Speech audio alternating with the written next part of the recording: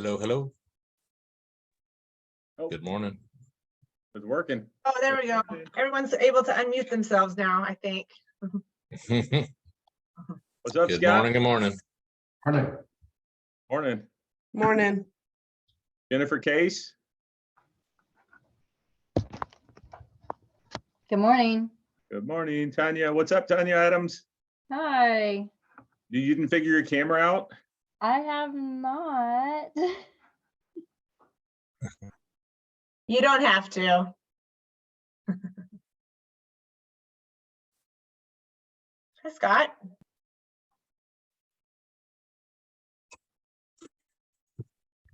How can you? I'm here, but it won't let me unmute. You can't. Oh, it's not allowing you to.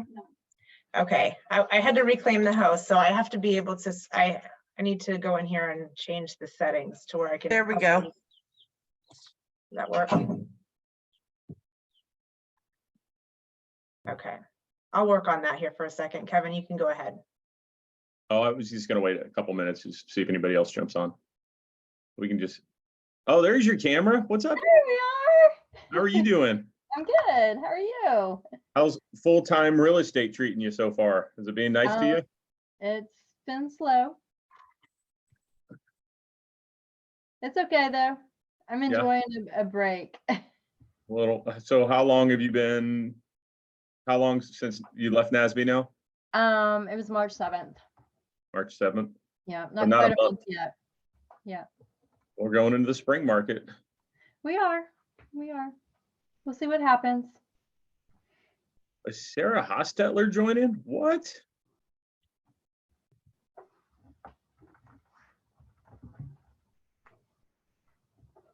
See Jesse Gearhart there. What's up, buddy?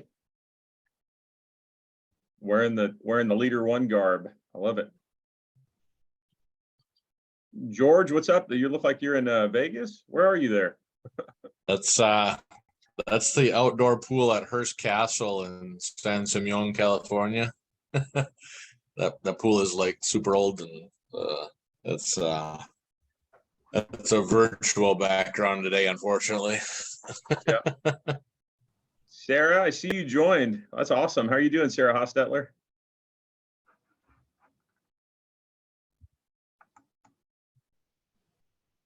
You're muted, but you may not be able to unmute yourself. I'm not sure. Alice is trying to figure it out. Some people figured it out and some people haven't. There we go. Now I can unmute myself. I'm doing great. Hey, that Glad to bottle of be on the wine call you dropped today. off was really good. Thank you very much. And I apologize. Here's the problem. Gina's going to fix it. She's going to reclaim host, but it's I can ask you to unmute at this point, but then if you remute yourself, you can't unmute again. So she's going to allow you guys to do to be able to control that yourself. So I'm going to unmute everybody for now so that you can speak freely. Sorry. All right, cool. Sorry, Sarah, that was that bottle of wine was really good. I enjoyed it. It came on a much needed night. It was, I had it for several weeks and then I'm like, I'm absolutely going to enjoy that wine. So Good. I love that there's a local place that has decent wine here. Fountain City Winery. Yeah, it's in the West Bottoms. They're fairly new. If anybody wants to go check them out. Sherrod Dukes. I can see like you're there you are. Hi, Sherrod. Thanks for Good joining. Good morning. Good morning. All right, we got a good group. What time is it? We just give people a couple more minutes to jump on. Oh, it's 10:04. Okay, we're good. Okay, so Alice, do you want to kick us off with the topic today? Yeah, so we wanted, oh, hold on. Can you guys hear me? Yeah. Okay. So the hot topic lately is really, and we wanted this to be interactive today. We thought we would open it up by asking you guys what you're hearing on the street, but how to talk to buyers and not feel like you're being a salesperson when you're explaining why it's a good time to buy. The word on the street, and my sister's a teacher, she said if you asked anybody, you know, here in my school building, they would say the housing market is crashing. That is, what a lot of the typical people out there that, and it's rightfully so, because there's so much confusing news that's happening out there, are thinking. But a challenge is, how do we try to educate people and have them have a mind shift without feeling as though they feel that we're trying to sell them on something. And so trying to break it down using math, using statistics, and using real, numbers and what historically has happened and what we're predicting is going to happen, to convince people that it's a good time to buy a house. You know what? So I love it. I'll kick it off with, we just experienced the crash.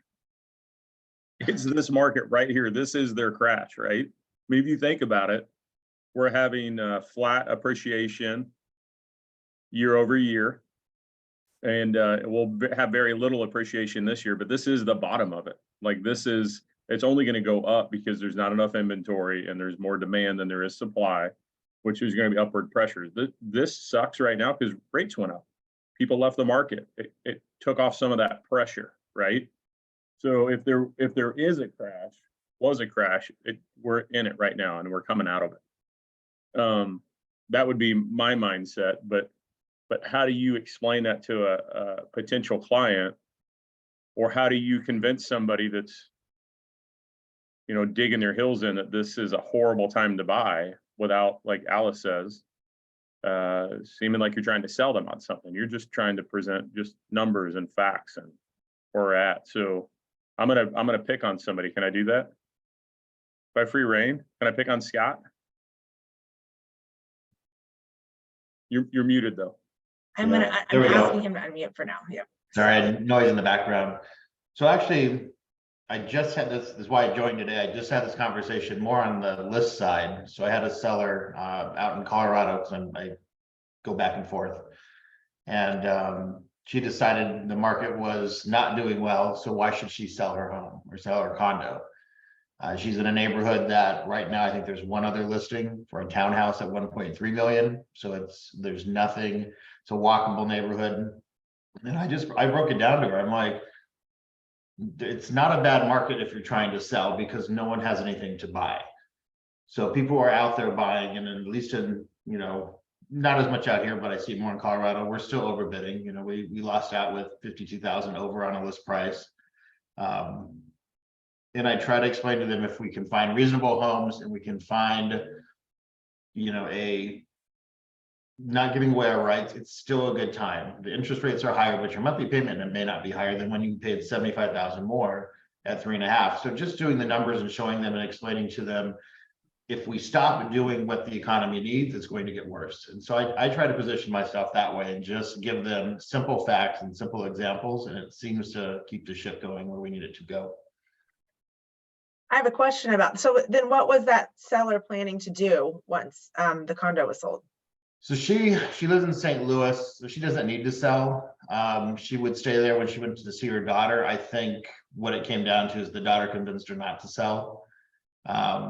But it changes weekly with her. I think there's a little bit of disconnect on what makes sense and what she wants out of life and what her heart's telling her. So I think we'll get there probably in the next couple of months when she feels comfortable. But I've been going back and forth with her probably for 3 or 4 months. So it's unfortunately one of those situations where I think it's more family pressure not to sell at this point. Gotcha. So I'm going to Teresa. You just popped on. How are you doing, Sherry? Good to see you this morning. Teresa, I'm going to pick on you real quick. You missed Alice's introduction. Okay.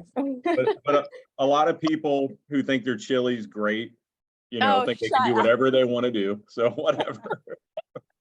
Hey, I mean, if you're number one, if you're not first, you're last, Kevin. It is what it is. We had a chili cook-off contest, and I got a sympathy card in the mail. It actually says, hoping it helps to know that others care and share your loss. 8 to be exact. And sympathy for losing the chili cook-off. Dick. All right. Well, so, I have best chili anyway. So you guys, Gary, yeah. So we're talking about really the well, Alice, repeat repeat, and then I want to pick on Teresa. Yeah, just the conversations that we're having with clients who are convinced that now is a bad market. And, you know, we want to go over why, you know, maybe somebody who doesn't own a home, why they think they want to wait to, you know, go ahead and buy the house. And a lot of times right now that's having to do with, you know, interest rates, and explaining that, you know, that situation. Or it's, you know, I talked to an agent the other day that said, my clients never ended up getting a house when it was so competitive before, and they were kind of heartbroken, and it was really hard on all of us. And we're in this multiple offer situation again, you know, because there's low inventory. How do I, you know, bring them back in to the market again and prepare them for the fact that they might not, you know, be able to get a house right away this time too. And then those move up buyers who are thinking that, you know, they know that their house is not going to be where they want to stay, that at some point they are going to move to a bigger house or a different house in a neighborhood they want to be in, but they, you know, they think they should wait because they don't want to give up that low rate mortgage on their house now and get a higher rate mortgage on their forever house. You know, so those are the conversations we want to have. But today we really wanted to hear, before we had too much conversation, to make sure that that's what you guys are hearing, and you know, what objections are you having with people that would otherwise be interested in the market? What are they saying? Because that helps us know how to respond. So really, like Alice made a point, like her sister said, you know, if she were to ask somebody in her friends group, she's a teacher, is now a good time to buy? And the answer is no. We're in initially a bubble. We're getting ready to, the housing market's about to crash, right? And so we spoke about showing the numbers and how it's still a good time to buy and why it's a good time to buy, and you know, but really, how do you overcome it, Teresa, when somebody says it's a bad market without feeling like you're trying to sell somebody? You're just giving them the facts, the numbers. I haven't had too much trouble because it depends on each client. So I had a couple that I'm friends with, they're thinking about, you know, new build or a newer home. They've got a pretty solid budget, and, you know, I brought them in, Joe and I talked to them, and, you know, Kevin, you and I had talked about, there's several big builders in Kansas City that have halted all their building. So it's an opportunity for buyers now to get in, you know, while some of these builders are sitting on inventory and wanting to get rid of it, and they're willing to do buy downs and get creative. So in that instance, that kind of opened their eyes. And then if you get like the first time home buyer, you know, values are going to continue to go up in Kansas City. And I say, you know, stop looking at the national numbers. New York and LA that's not Kansas City. So I really always go back in the beginning to inventory, you know, and I really take it back and I start to explain, you know, everybody thinks 2008, 2008. And I'm like, yeah, in 2008, there were 25,000 houses in the greater KC market, less counties. And, you know, at the height of COVID, we went down to 2,000, actually 2,100 homes in market. And, you know, what's a balanced market for us? We're nowhere near a balanced market. So inventory is still low. Yes. Rates are higher. Yes. But, you know, lenders and professionals are getting creative as to how to combat that with buy downs. Like, your value is going to go up. So if you're renting right now, you got to do the numbers for them. Does it make sense? Are they just throwing their money away, or are they going to, you know, have a solid investment that's going to continue to grow in value? That's always a conversation. Being an agent that has a lot of connections, like, okay, we get you a house that needs a little bit of work, but I've got the subs in the back to refer to you that do quality work for a good price that are going to add value to your investment. And you just keep, depending on the client and what their concerns are, you just take that angle and you have an answer for them for everything that they say, so that they just feel more comfortable and then working with you as a professional.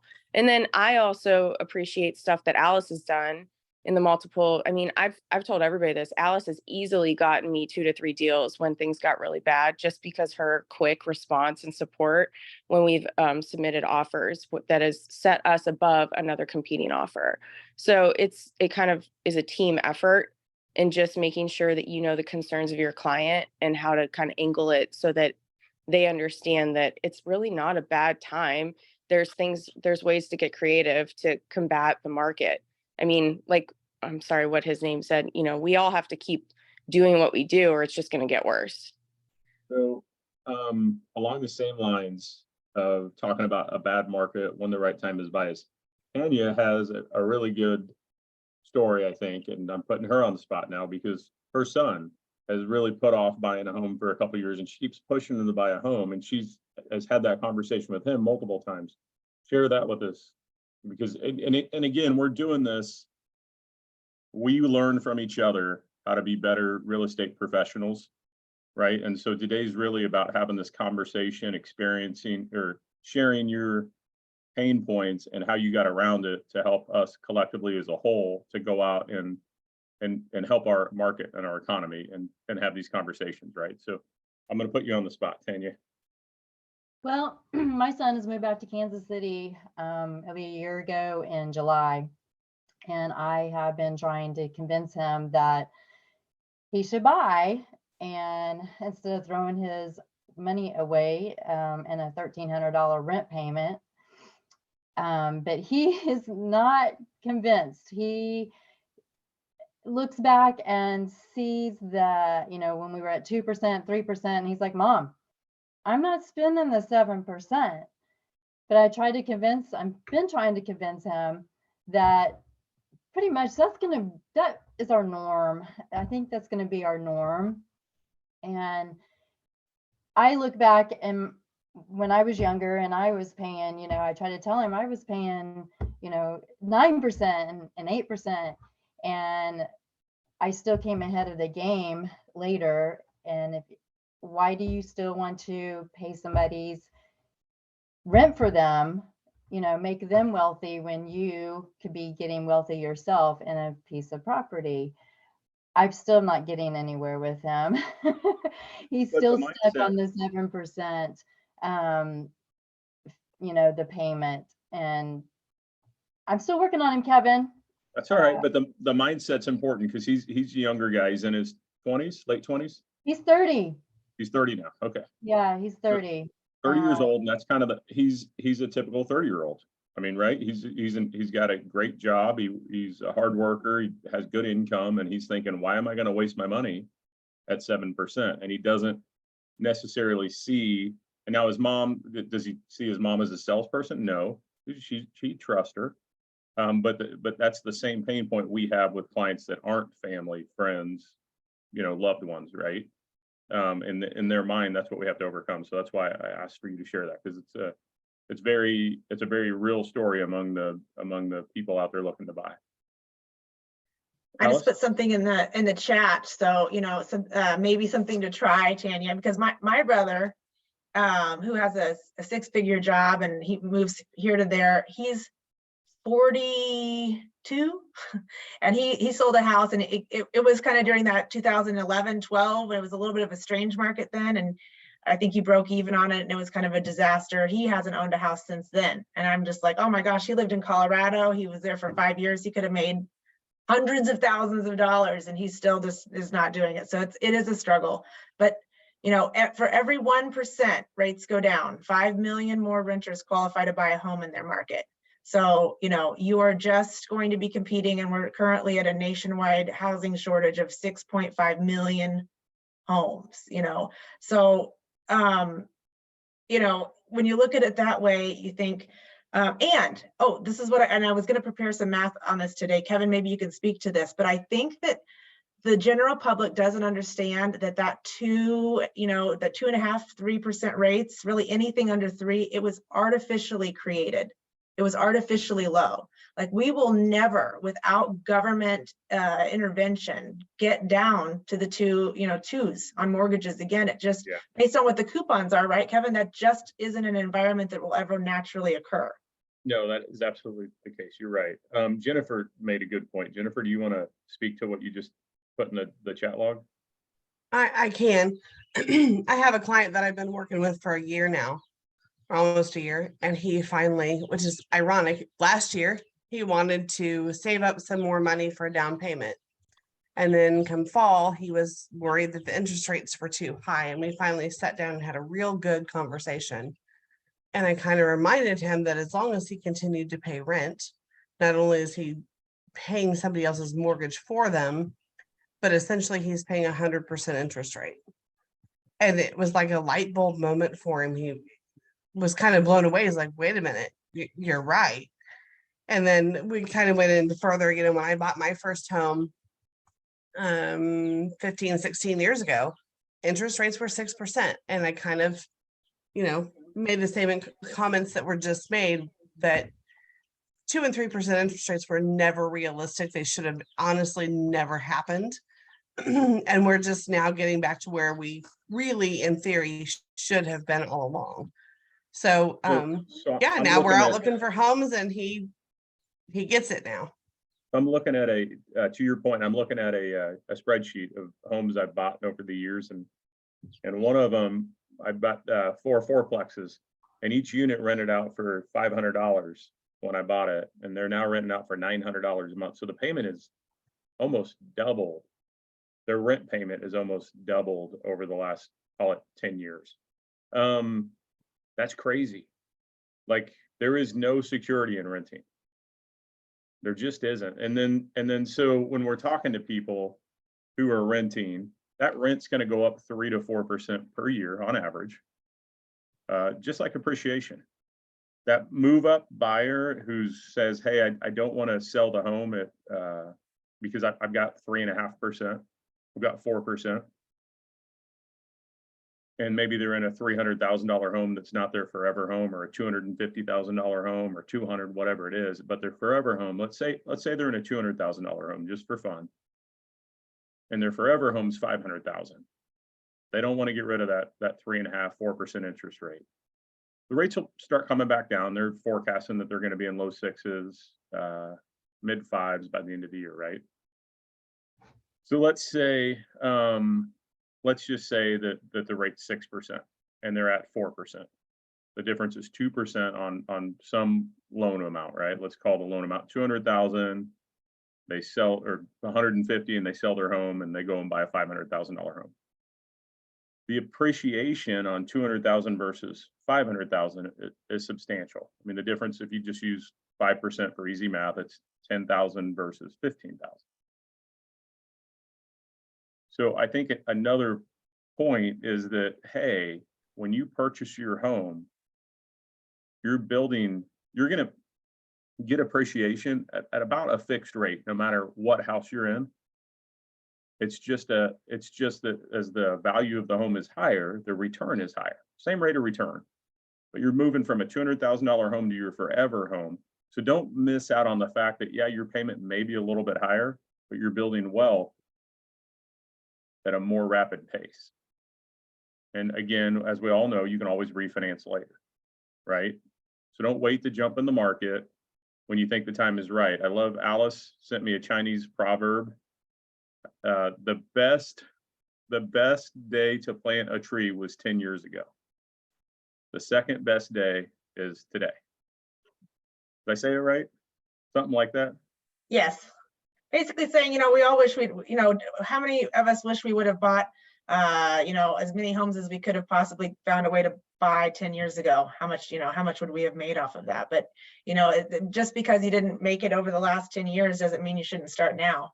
And I think that, that's what we kind of learned in the pandemic. I think you can use that to say, what happened then? I think people kept waiting because they said, oh, this is a strange market, this is a bubble, and we're just continuing along that path. And why things haven't changed and why prices continue to go up is because prices, it's supply and demand, and the numbers tell us that, we just aren't going to have an equal supply for many years.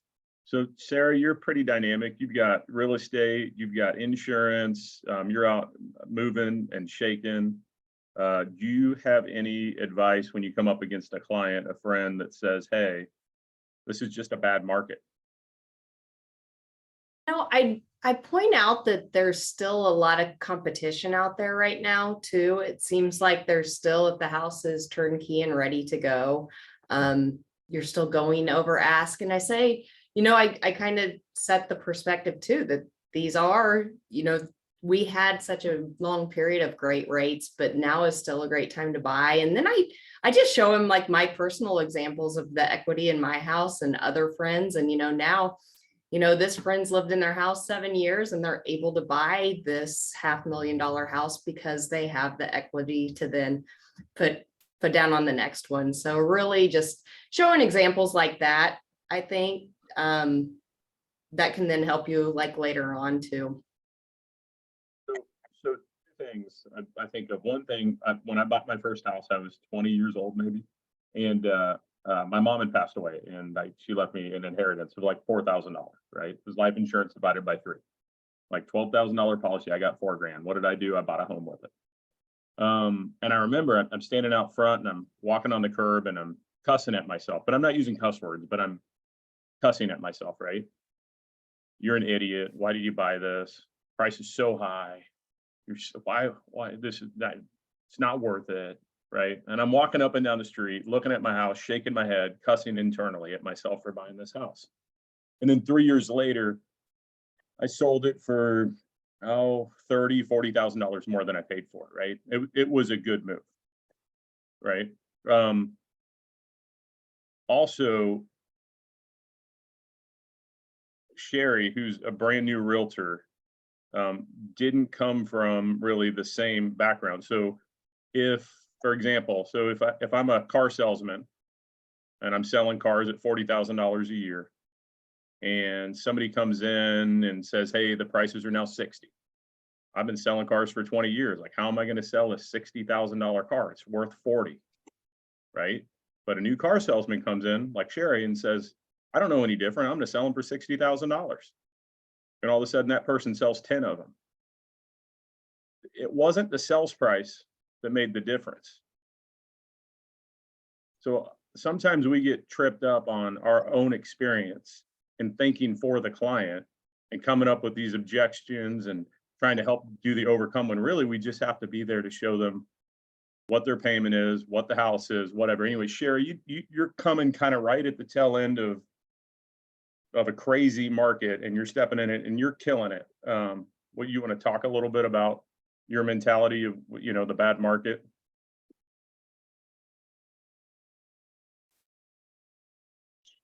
You're muted. Who? Sherry. You.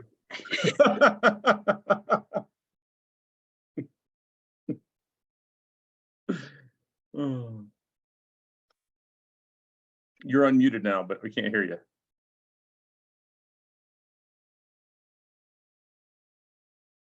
Sherry's a wonderful agent up in Topeka, and she's killing it. And so we'll move on. But so I think I have mic issues. Okay. All right. No worries.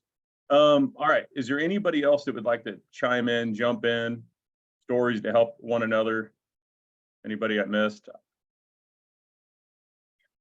Something we could talk, for investors, if you guys are, I don't know if anyone works with any investor clients. So, I think the big thing right now is with investors, because they were just spoiled. We were all spoiled, when you're locking in investment properties in the 3s. That's crazy. I think we had some in the high 2s, with maybe a point or something. That was insane and won't ever come back like that again, unless we have a government intervention. It's just not going to happen. And so, there's a little bit of an affordability issue, or, a struggle to say, okay, prices have went up rapidly. Now we are in a higher rate environment. And for right now, because rents haven't been able to increase as rapidly, because that's something that you're buying, a price today of the home for tomorrow's rents, those go up over time. But they're saying, I can't cash flow. I can't see myself putting down 25%, sinking all this money into this home, and I'm not making any money. And having that conversation with them about the fact that that's only one of the 3 legs of wealth that you build through an investment property, that you're still doing, having your principal reduction, you're still having your appreciation. And if you're buying a rental for a long-term investment, you really are only missing a very small temporary piece of that wealth building strategy. So, if homes are going to continue to appreciate and you're going to continue to pay down, that is still a great deal. So an aha moment I had with, as I went out and started to speak with other people that had a portfolio, like a package of properties, and because as a young investor, I was wanting to know, like, how many properties do you have? How much do you make for each property? What's your expense ratio? Like, how do you manage them, right? And so I went out and I met with anybody who would give me the time of day to learn, right? And it was crazy to find out that a lot of people are netting somewhere between $100 and $300 per property. Like if they can take that home after expenses, they are happy. Like the people that own 100 properties or more, they don't care if they make $500 a door, right? They want to make $150 or $300 a door, somewhere in that range. It's like a realistic number, right? And so I think having that conversation with somebody, because like I'm getting ready to go under contract on a property. It's gonna net me $200 a month, and that's before any expenses. That's paying my, my principal, my interest, my taxes, my insurance, my homeowners association dues. I'm gonna make $200 a month. Not a lot. I will get appreciation. I'll get principal reduction, and I will increase those rents 3 to 4% a year. To me, that's a good investment. I'm gonna end up making 40-45% return on investment, and being able to break that number down to somebody, it's just math, right? It's being able to just pull out a pencil and do the math. And if you need help with that, anybody on the roller team can help you guys with that. That's one of the things they say, that's like, your mortgage payment, it's, as long as you're not maybe cashing out on your primary home, but, and it can be lower, of course, if you refinance at a lower rate at some point, but, your mortgage payment is fixed in. And as you go along through life, inflation occurs and you make more money and stuff, but that payment stays the same. And, if you look, if that's your forever home, 15, 20 years down the road, that it becomes a smaller and smaller portion of your budget, with as things go along. So. Yeah, I've got homes where I started making $200 a month and now I make $500, $600, $700 a month, right? Mm-hmm. So it just, as you pay that principal balance down, the home appreciates, the rents go up, you can refinance it when rates come down. Like it's all amazing and awesome. It all works out. So. I have a question for you guys, because of course we do have this inventory shortage. What do you have you thought through, or does anyone have any good ideas or strategies on how you're going out and finding people who will raise their hand and say, yeah, if you could, if there was something out there for me, I would sell my house. Finding the houses in the neighborhoods that maybe aren't listed. How are you attempting to, get people engaged that don't want to, that want to sell but are afraid to act? Alice is talking about putting somebody on the bench, right? With an opportunity to come in and play when their move up home, their forever home comes available. They're maybe afraid to put their house on the market, right? Because what if they don't find the right home? So pairing people up, I think, right? Yeah, it's just, I feel like, we're in this thing, like Scott said, it's going to continue to perpetuate the problem if people don't, have get confidence and say, okay, I will list my house. It is a good time and I can make the move. But then how do we go out and get everyone to raise their hands and solve the problem?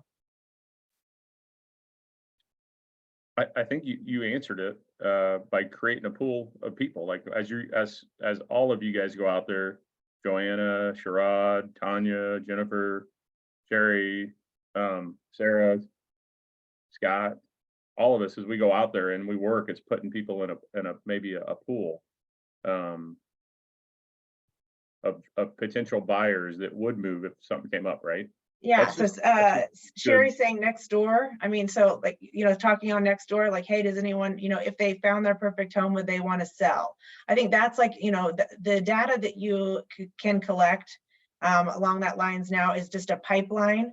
And, going on neighborhood associations and saying, I know, maybe you don't know if there's a home available, but, let me know if you're interested in selling, because maybe I could go out and prospect it for you. Just getting creative to try to get yourself some more transactions. Also, as the cost to buy homes, investment properties goes up, rents go up as well. Some homes and property values. I'm reading your guys' chats.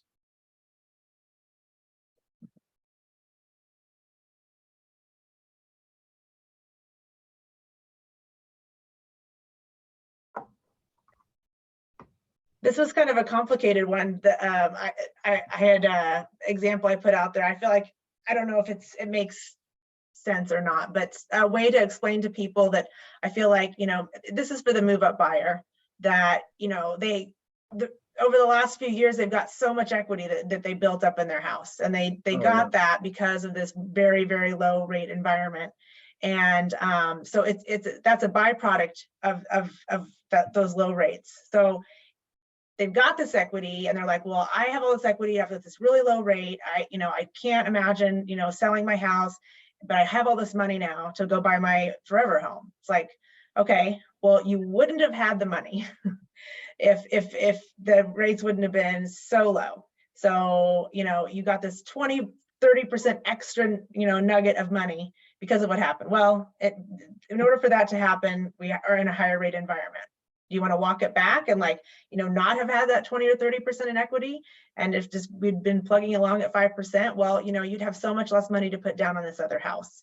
And so like a way to kind of get people's head wrapped around it, if they really do want to move, I've thought of a strategy to coach a client on is, maybe they're not going to do a buy down. The seller doesn't do a buy down. Maybe you put a chunk of that extra equity into an account and you do your own, self-funded buy down. You say, okay, well, my rate's 6.875.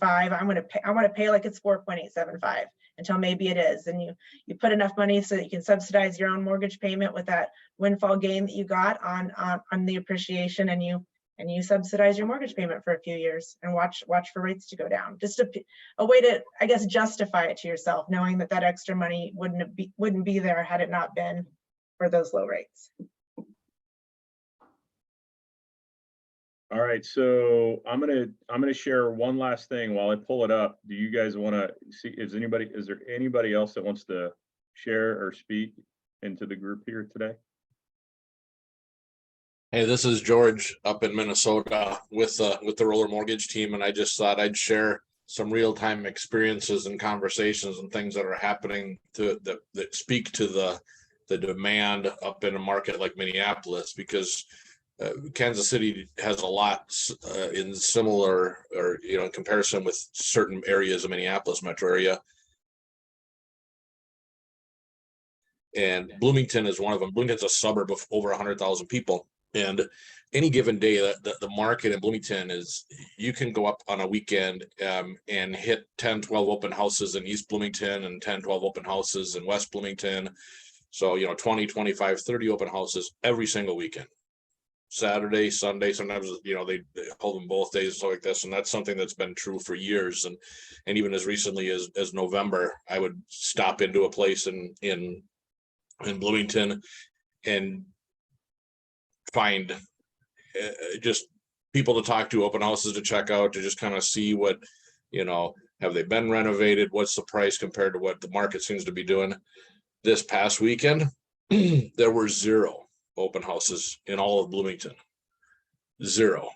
And I said, okay, there's got to be something wrong. So I went to like 3-4 different sites to find, and then I actually drove over, because I didn't believe it. I said, I've never seen not having an open house. So then I drove up and down the main streets. And so then I called a couple of agents, and they're like, yeah, one guy that's a newer guy, that he works open houses for other agents every weekend. And he didn't have anything because that's his market. It's Bloomington. And he says, yeah, there's just nothing. And so then I went to some closer to where I live in Savage, kind of South Metro area. And I was going to work one with an agent that I do have a relationship with. And then she called me and said the place sold and they don't want me to have an open house. And so we're going to respect the seller's wishes. So they listed it and then gone. Well, so then I found 2 with new agents that I didn't know. And I walked into them. One was an older 1990s split level. They were asking $375, and it sold during the open house, the first open house. And then there was a $500,000 2-story that was completely trashed. I mean, it was gross. I actually threw my socks away after walking around that house. That's how bad it was. And $500,000, and it sold on the first weekend. And so the reason I bring this up is what you guys were talking about early on the call, is just the perception is, oh, the market's going to crash. And well, demand is at an unprecedented level in Minneapolis and Kansas City and in 100 markets plus around the cities. But the national news gravitate towards, oh, look at what just happened in Los Angeles or San Francisco. Doesn't matter to any of us on this call. the demand is through the roof. The supply is extremely challenging. And these houses, I was saying, that are selling like with multiple offers at no time, haven't been updated. They haven't been touched, because that's what some sellers, what I'm hearing people they're pushing back, is that it's too expensive to do the updates I have to do right now to order to get my house ready for market. These houses are, forget about updates, they aren't even clean. They're selling. So anyway. Yesterday, the appraisal came in, it was VA. The floors were trash, the wall was jacked, and the VA appraiser said as is. I'm like, wow. Yeah. But, No, I mean, hey, it's so unbelievable. I'm going to share a slide. And this is something that Alice put together. If you're on the team, you've seen it before. If you've been to one of our recent meetings, you may have seen it, but I'm going to go back over it. Can you guys see that? Yes. It shows up? Okay. So this is another way to, and we can share this with you if you need this. If you don't have it, just email Alice or myself and we'll send it to you. But this is another way to help overcome it. And this is just math. It's just basic numbers. We're not trying to sell anybody, but let me move this out of my way here. Okay. So, oh, here's the Chinese proverb. The best time to plant a tree was 10 years ago. The second best time is today, right? Buyer one, I know we want to move into a bigger house. I'll take your advice and I'll list my house today. Their home was worth $300,000. They owe 150, less 6% commission. They net 282. They pay off their 150 grand and they've got $132,000. Their dream home is 500,000. They put 20% down or $100,000. They have a $400,000 mortgage and they've got $32,000 left over to do whatever they want. Save it, pay off bills, whatever. Buyer number two, they're like, hey, I'm going to wait. I'm going to see what happens with the market and I'll list with you and move next summer. And just an FYI on this appreciation here, I actually did source this. It was a Wichita State University study that said that right here. I gave appreciation for this year and for next year in Kansas City. It was like 6% one year and like 9% next year, something like that. So I averaged that. This is an actual prediction of the Kansas City market over this year and next. So their home, they didn't sell it. It did appreciate. So they sold it for the next year for $340,500. They paid their loan balance down by $5,000 over a year, which is aggressive, but we'll say they owe 145 now, right? So they sell their home for $340,000. They pay commissions of 6%. They end up netting $174,600 after paying off their mortgage. Their dream home went from $500,000 to $567,500 because it appreciated as well. They put 20% down. And they ended up with a mortgage of $454,000 and $61,000 left over. So they have a little more cash in their pocket to pay off bills with, do home improvements, whatever it is they want to do with. But buyer number one, let's say rates are 5% next summer. Buyer one refinances the $400,000 loan and gets a 5% interest rate, just like the buyer who waited. With the closing cost, buyer one now is $405,000. So $405,000 at 5% is $2,174. Buyer number two, who waited and bought the home for $567,000, they end up with a $454,000 loan.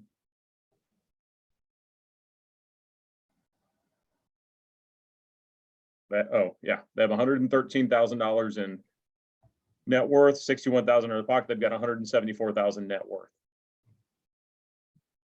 Buyer number one has $194,000 in net worth because they got appreciation on that higher amount. Kind of what I touched on earlier, right? They started getting appreciation this year instead of waiting a year on a higher dollar amount. So appreciation on 300 grand and 500 grand is at the same rate. You just make more money on, a $500,000 CD than you do on a $300,000 CD, if you will, right? But when they refinance $405,000 at 5% or $567,000 at 5%, right? The payment's completely different. $2,174, $2,435. The person who sold and bought their dream home today in 2023, instead of waiting, has $20,000 more in wealth, and their house payment's $261 lower each month. They actually come out ahead. If they bought and sold today, refinance later, they come out way ahead. I mean, $20,000 nothing to sneeze at, but $261 a month.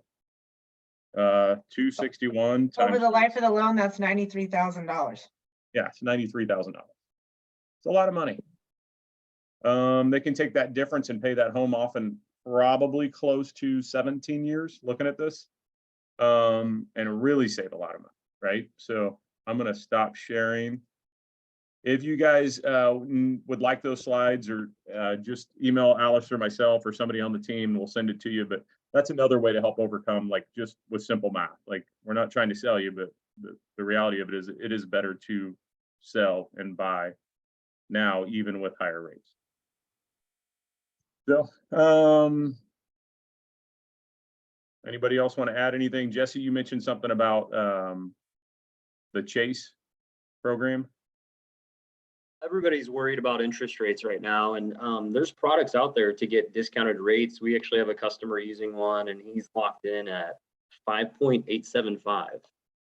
And it's used for specific areas. There's a map of which properties would qualify, but they just have to have a 620 FICO. It's for purchase or refinance. They don't have to be a first-time home buyer. It's just got to be owner occupied. And then, you know, it's non-delegated, so we don't underwrite it in-house, but their underwriting turn times are really quick. You know, they're just as quick as ours. But it's a great option for people that are looking in specific areas to take advantage of a low interest rate. So if you've got customers that are on the fence because of rates and they're looking in some of these areas, we can let you know where those are. Yeah. And then Sherry just asked the question about the buy down program that we offer, where the seller, we can use seller pay closing costs towards buying down the rate for either the first year, the first 2 years, or the first 3 years, depending on how much they have in seller pay closing costs.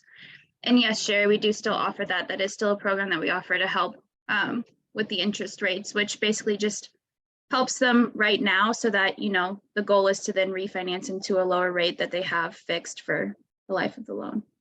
And if you're in Missouri and you meet the requirements, you could use MHDC on a non-cash assistance loan. The interest rate's 4% today. So sometimes it's just letting a client know, like, hey, I know you're hearing 7%. You may be eligible for a 4% or a 5% rate. You have to talk with a mortgage professional and see. And then if they don't qualify for that program, we'll still have the conversation with them, you know, to help them understand where we think the market is. See, important thing is working with a financial professional that you lock arms with that speaks the same lingo you speak, because we can help you as realtors make more money because we are locking arms with you and have a positive outlook on where we're at, right? And speak intelligently to it. So I appreciate everybody's time today. I hope you guys all have a wonderful day. If you need anything, have any questions, would like that slide that I popped up on the screen, want to know more about MHDC or the Chase Community Lending Program, whatever it is, please feel free to reach out. All right, Thanks, everybody. everyone. Bye. Thank you. Bye, thank you.